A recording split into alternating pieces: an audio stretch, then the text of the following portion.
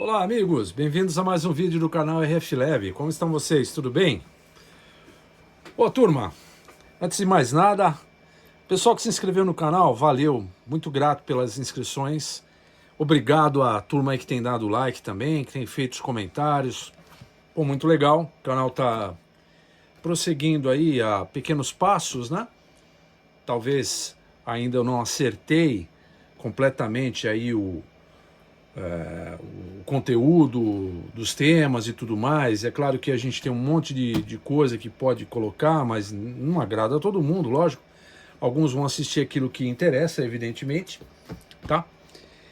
E outros, né, vão ver partes do vídeo que interessa, só pegar uma dica e tudo mais. Isso acontece muito. Eu também faço isso, né, em alguns canais. Mas, assim, eu pretendo hoje falar de um assunto um pouquinho diferente, né, gente? Porque a gente está sempre abordando aqui a parte de instrumentação de bancada, que é bastante importante. E, assim, é claro que quando a gente compra um instrumento de bancada, a gente visa ter mais facilidade para resolver uma determinada questão, né? Embora o conhecimento ele seja de suma importância, de extrema importância, para que você também possa utilizar a ferramenta de bancada de uma forma correta, né? Essa é a intenção do canal. E assim, claro que, embora muitas vezes a gente tenha, como que eu posso dizer, o conhecimento que pode até resolver, né, apenas um osciloscópio, como eu vejo muita gente fazendo, né? Eu sigo alguns canais que eu acho muito bacana aí, o Mais Eletrônica, do professor Rangel. Sou inscrito lá também na CTA Eletrônica, que eu recomendo para quem quer aprender eletrônica, quer aprender a analisar defeitos. É um canal que eu recomendo muito. O professor Mário é um dos caras assim que eu conheço a reputação dele há muito tempo, então eu recomendo bastante. A CTA Eletrônica tem curso à distância, qualquer um pode fazer. Procura aí no YouTube que vocês vão gostar bastante para aprender eletrônica, né? Eu tô longe de ser um professor de eletrônica, eu sou um profissional da área de eletrônica. E é isso que eu quero abordar. Como profissional da área de eletrônica, né, eu não tenho tanto conhecimento em eletrônica, assim como esses canais. Tem também o Celso da Instructiva, né? São canais dedicados a ministrar a eletrônica como um todo, né? Tem vários outros canais, não vou ficar citando nomes aqui, eu vou acabar cometendo injustiça. O meu objetivo com esse vídeo hoje, pessoal, é falar de um todo, né? Do profissional de eletrônica como um todo. Assim como eu tive algumas experiências desastrosas, então a intenção do canal aqui é abordar alguns assuntos para que as outras pessoas não tenham essas dificuldades. É até bom ter algumas dificuldades, né?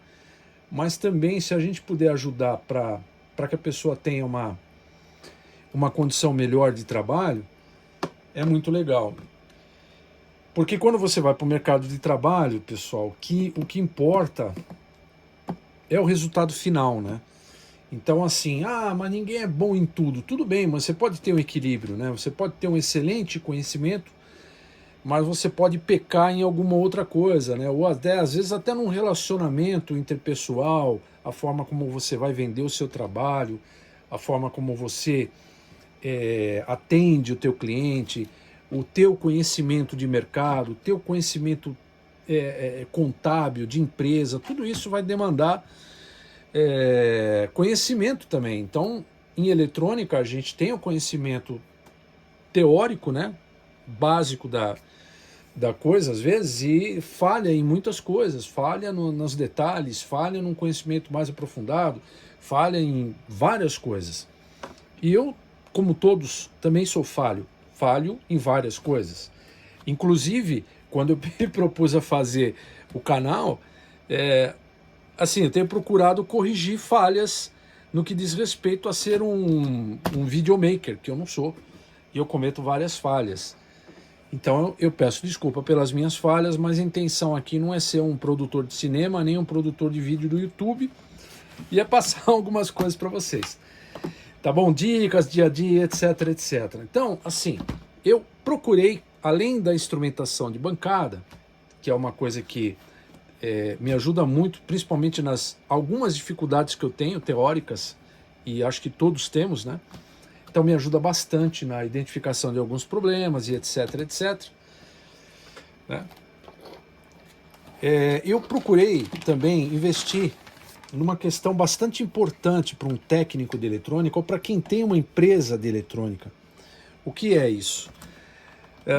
Quando você entrega um determinado aparelho para o cliente, lógico que ele vai ver a parte externa. Muitas vezes eu já vi também alguns problemas com parte externa, né? Já prestei vários serviços, chega lá com risco causado em uma assistência técnica ou causado por algum técnico que não tem uma habilidade manual muito boa. Mas o papo aqui é o seguinte, pessoal. Nós vamos fazer alguns trabalhos nessa placa aqui. Não vai ser aula de soldagem nem de soldagem, ok?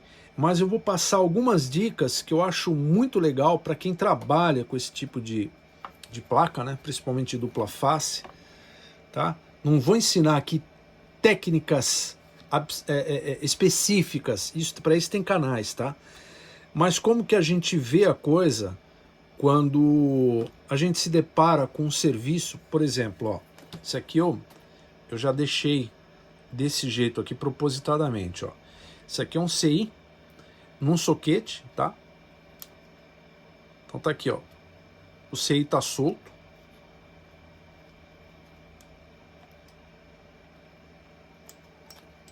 Junto com o soquete, olha o que aconteceu. Tá? Os pinos ficaram aqui. Por quê?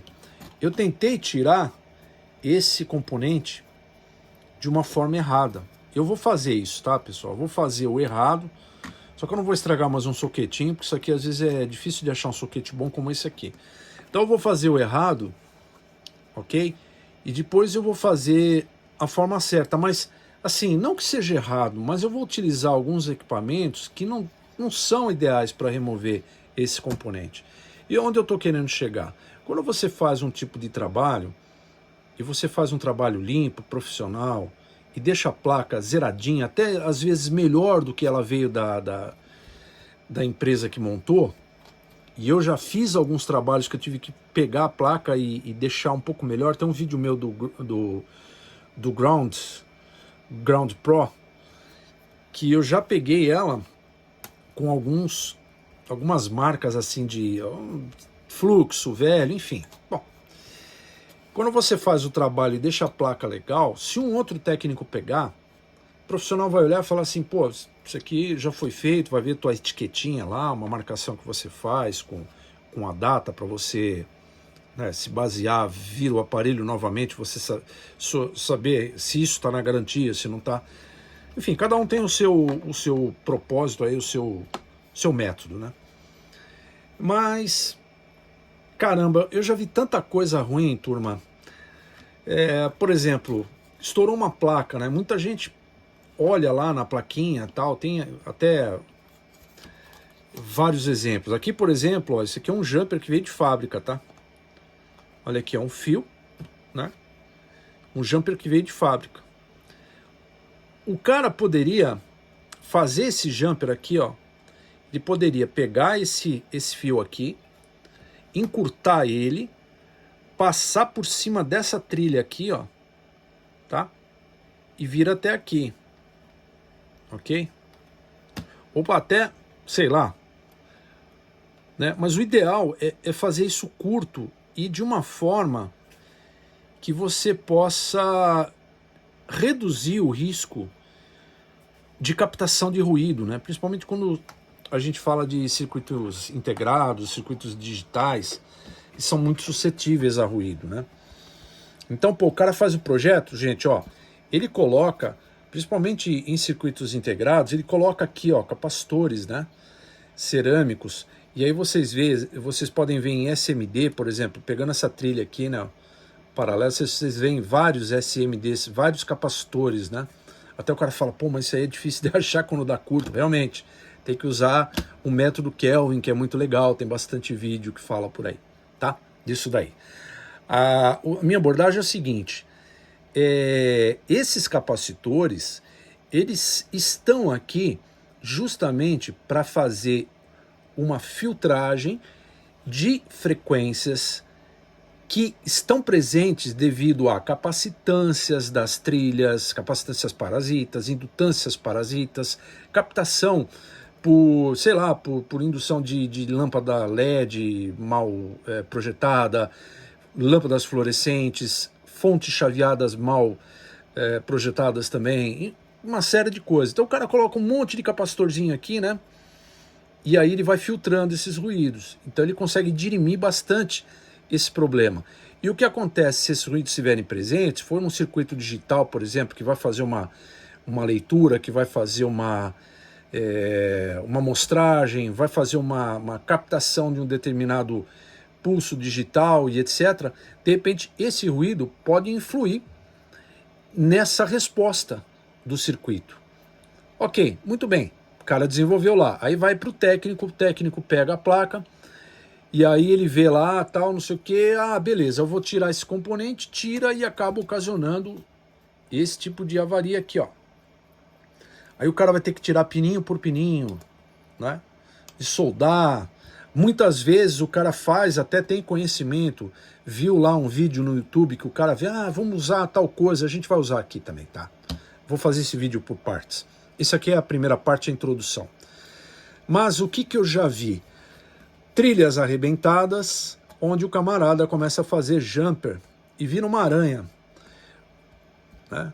Talvez ele tenha ideia, sei lá, não sei, eu tenha a intenção de fazer uma gaiola de Faraday, né, com um monte de cobre por cima do circuito integrado. Acontece bastante, tá, turma? Só que esse cobre que tá para lá, que tá para cá, né, ele já vai captar outros ruídos, vai captar outras frequências que aqueles capacitores que estão lá, que eu falei para vocês, não tem condições de eliminar, né? Um capacitor de desacoplar aquela frequência, aquele ruído que vai lá para o terminal. Pior, né? Ele vai captar muito mais ruído, porque ele está fazendo uma antena, né, externamente, ou está gerando aqui uma capacitância também, tá? Termina o serviço, fecha, tal, teu cliente olha lá, tá tudo certinho, tá funcionando, mas pode ser que não funcione como deveria. E aí o cara fica bravo, ou leva para você de volta, ou ele vai para um outro técnico e outro técnico fala para ele, fala, olha, o cara danificou a sua placa, rapaz, e eu vou ter que refazer. Então o barato sai caro, vai sair mais caro. E aí o cara que fez aquele tipo de serviço entra para o rol do serviço de porco, né? Dos técnicos que fazem serviços que não são muito bem executados, o famoso serviço de porco. Bom, para que isso não aconteça, quando você pegar uma coisa assim, refaça o serviço, né? Porque afinal de contas, se passar, o filho vai ser seu. Tá bom, gente? Então, o que nós temos que fazer? Eu vou fazer o vídeo, né? Para quem tem um ferrinho, para quem não tem condições ainda de ter uma estação e tudo mais, a gente vai fazer também, né? Para não deixar o pessoal aí falar, pô, mas eu tenho que ter tudo isso daí. Você mostrou um monte de coisa e tal. Então a gente vai pegar, eu tenho aqui alguns apetrechos, né, que nós vamos usar, evidentemente. Fluxo, solda, até um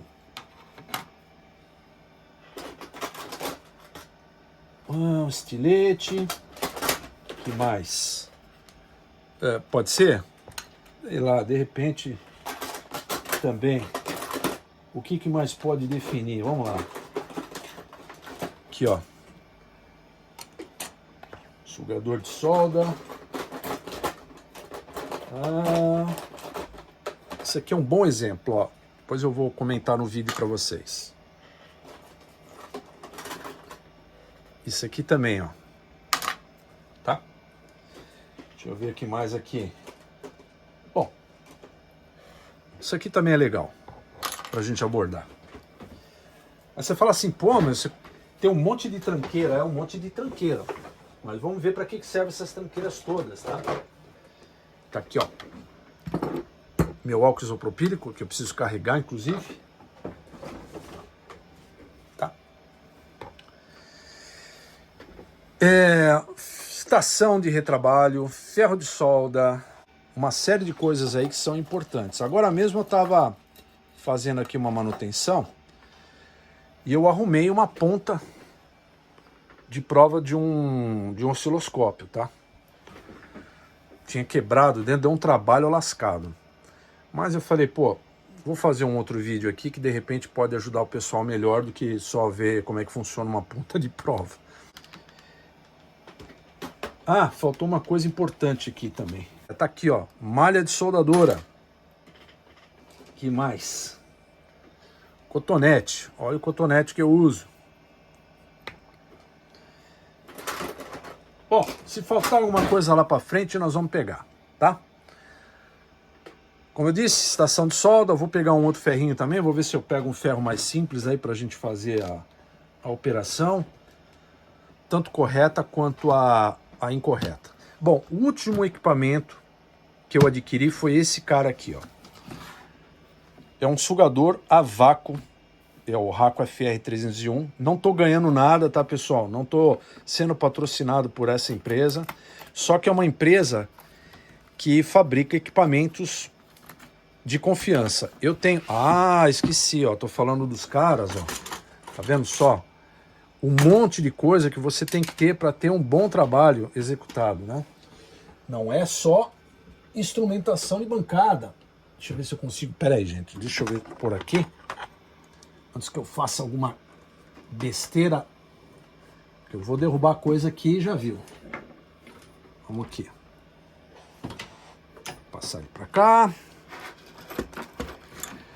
Uma outra coisa importante numa bancada é manter a saúde, né? Então tá aqui, ó, Racco FA400, que é um Smoke Absorber. Absorber, né? Falei errado aqui. Smoke Absorber. É um absorvedor de fumaça. Isso aqui evita que você fique inalando fumaça do estanho, né? Da solda. Não só isso aqui, tá, pessoal? Eu já tive problema de intoxicação aí no Brasil por conta de produto químico, tá? Então, foi grave, viu? Não foi na eletrônica, mas quando vocês estiverem mexendo com alguma coisa, algum produto que tenha a substância tolueno, mexam sempre num local ventilado ou se não com um exaustor, porque é muito perigoso, tá? Isso aqui também é álcool isopropílico, tá? Álcool isopropílico é extremamente prejudicial, tanto para a parte de mucosa, nariz, né? A mucosa interna, quanto também para os pulmões, ok? Então, segurança na bancada, equipamento, ok? E aí, esse aqui, eu já tinha feito alguma... Ele vem assim, ó. Eu não tinha colocado ainda, né? Ele vem dessa forma. Aí você tira aqui o... Desculpa aqui as tremidas, como eu falei, eu não sou videomaker. Ó, você tira aqui o equipamento.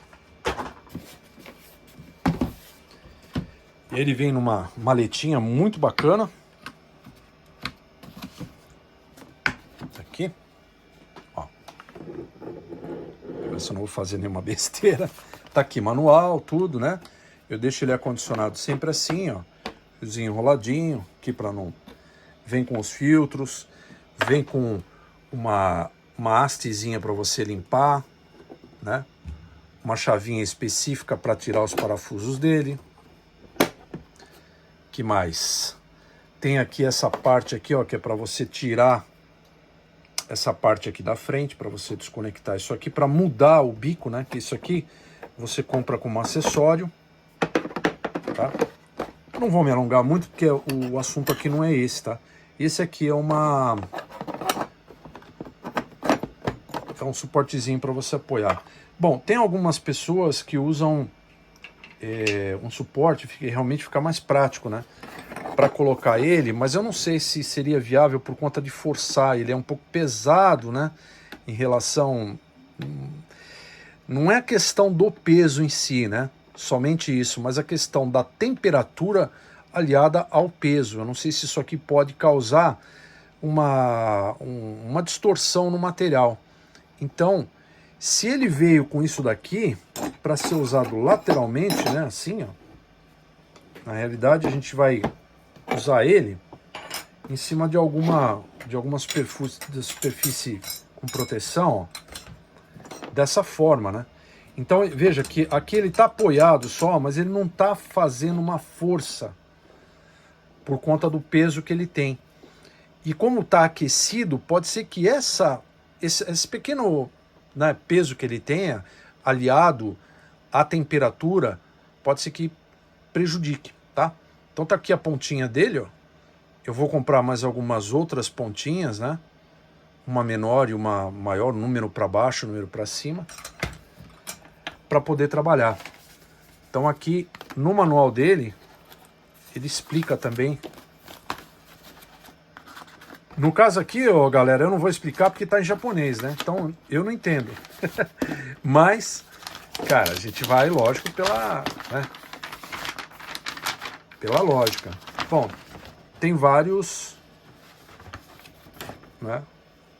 Aqui dá pra ver facilmente como é que funciona, tá? As ferramentas, ok? Então agora só falta comprar mais bicos aí.